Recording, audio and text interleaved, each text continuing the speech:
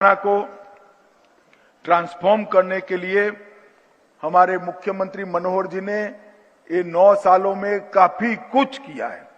हरियाणा में बहुत बड़ा बदलाव आया है। हरियाणा वैसे पहले से भी देश की सुरक्षा के साथ जुड़ा था, मगर आज हम कह सकते हैं कि सेना में हर 10वां जवान हरियाणा से है। ये हरियाणा के लिए बहुत बड़ी गौरव की बात है कि ये वीरों की भूमि है। हरियाणा का धाकड़ किसान खाद्यान्न और दूध उत्पादन में, दोनों में, खाद्यान्न उत्पादन में और दूध उत्पादन में आज हरियाणा दूसरे नंबर पर। छोटे से आकार के बावजूद समग्र भारत जैसे देश में दूसरे नंबर पर रहना ये बहुत बड़ी उपलब्धि है। और हरियाणा का पहलवान भी समग्र भारत में पहले नंबर पर है और कई सारे मेडल भारत को जीत कर लाता है। मनोहर जी ने एक इनिशिएटिव लिया था। मैं उस वक्त पार्टी का अध्यक्ष था, मैं डरता था कि मनोहर जी को लेने के देने न पड़ जाएं, मगर उन्होंने दृढ़ता के साथ इसको लागू किया और आज हरियाणा देश का संपूर्ण रूप से पढ़ी लिखी पंचायत वाला सबसे पहला और एकमात्र प्रदेश है जहां पर पढ़ी लिखे पंच सरपंच। बहुत बड़ा इनिशिएटिव है और इसको आगे बढ़ाने के लिए ढेर सारा विरोध झेलने के बाद भी मनोहर लाल जी बहुत इस पर बहुत दृढ़ रहे हैं और इस पर बहुत दृढ़ रहे हैं और इसका नतीजा भी आया है। आज देश का सबसे पहला पढ़ी लिखी पंचायत वाला प्रदेश अगर कोई बना है तो हरियाणा बना है। मैं इसके लिए भी मनोहर जी को बहुत बहुत बधाई देता हूं। धुआं मुक्त प्रदेश, केरोसिन का उपयोग जीरो करना, इनिशिएटिव लिया, एक विचार था, करना बहुत कठिन था। मैं तो जानता हूं, मैं राज्य सरकार में भी मंत्री रहा हूं।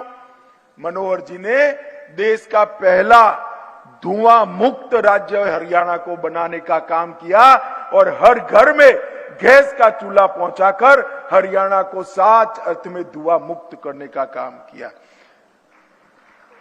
हर घर में शौचालय पहुंचाने का काम भी सबसे पहले अगर कहीं हुआ तो हरियाणा में हुआ। सर्वाधिक ओडीएफ प्लस गांव अगर किसी एक राज्य में है प्रतिशत में तो हमारे हरियाणा के अंदर है। और हरियाणा की विकास दर, मैन्युफैक्चरिंग की विकास दर आज 10% है। 10% विकास दर जिन राज्यों का इंडस्ट्री का बैकग्राउंड था, इसको भी हरियाणा ने पीछे छोड़ा है। देश की 6.5% की मैन्युफैक्चरिंग विकास दर के सामने हरियाणा 10% पर खड़ा है। ये बहुत बड़ी उपलब्धि है। सबसे बड़ा सॉफ्टवेयर निर्यातक बनने के कगार पर हरियाणा है और स्टार्टअप में भी 4119 स्टार्टअप को रजिस्ट्रेशन कर यहां पर हरियाणा आगे निकल रहा है। और देश में जितनी भी कारें बनती हैं, चौपहिया वाहन बनते हैं, इसके 4 व्हीलर के 50% का उत्पादन अकेले हरियाणा में होता है। मित्रों, ये बहुत बड़ी उपलब्धि है। और आज हरियाणा ने कोऑपरेटिव के लिए भी ढेर सारे इनिशिएटिव लिए हैं। मुझे विश्वास है कि सहकारिता का ये इनिशिएटिव आने वाले दिनों में गरीब से गरीब व्यक्ति के लिए संजीवनी साबित होने वाला है।